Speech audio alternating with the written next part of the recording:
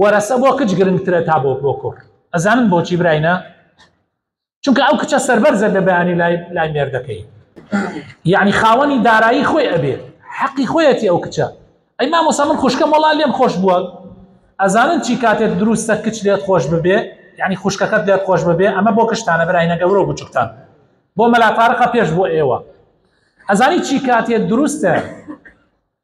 کاتێک دروستە خوشکەکەت لێت خۆش ببێ، حەقەکەی خۆی پێ بدە، با بڕاتەوە ماڵ دووسێ شەو لای بێ، دوای ئەوە ئەگەر هاتەوە وتی من گردن تازاوێ بۆ تۆ، ئەو کاتە بقەینە حەڵاڵت بێ. بەس تو تەلەفۆنێکی بۆکەی خوشکەکەم وەڵام میراتەکەی باوکم تەوزیعەکەین، تو لێم خۆشە بی ئەگەر من بیبم. ئەمان کچ فەقیر چی بکات؟ یعنی ڕووگیرێکەی کردەتە ئەوەنە ئەگەر بڵێنە وەڵا من بەشخۆم گەرەکە حەیای ئەبەی تەپڵێ کوتی نالی بێتە ماڵت لێ عاجزە بی، خەڵکم دیە 10 ساڵ دوایەوە قسەی لەگەڵ خوشکیان نەکردەوە، وەڵا بەشە میراتەکەی برد، ئەی تۆ بۆ بردت هەی نەکبەت، تۆ چیت لە خوشکەکەت زیاترە؟ تۆ چیت لە خوشکەکەت زیاترە؟ ئەو مرۆڤ نییە تۆ مرۆڤی؟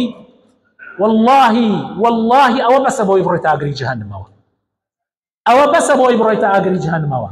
لەخوا بترسە، حەقی خوشکەکەت بدە، حەقی برابچکەکانت بدە، حەقی دایکت بدە. ئەوانیش وەکو تۆ مرۆڤن، ئەوانیش وەکو تۆ پێویستیان پێیەتی.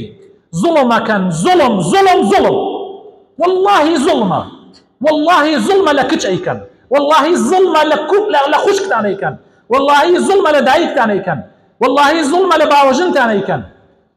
عیبە تۆ خۆت بە چی ئەزانی؟ تۆ فیرعەونی نازانی ڕۆژەتی ئەمری ئەو مناڵانت بەکەڵکت نایەن؟ من خەڵکم بینیوە باوکیان مردووە شەڕیان کردووە لەسەرەوەی پارەی تەعزیەکان کامیان بیدەن، هەموویشیان دەوڵەمەند بوون، لەم مەجلیسەش دانیشتوون ئێستا والله لەسەر پارەی تەعزیەکە کردیانتە شەڕ. ئەمە یۆن ئەو بابیدا وەی بە ئەو بیدە، ئەوە کوڕە.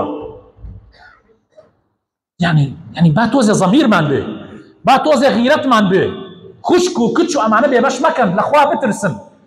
ئەمە تاوانێکی گەورەیە بەڕاستی.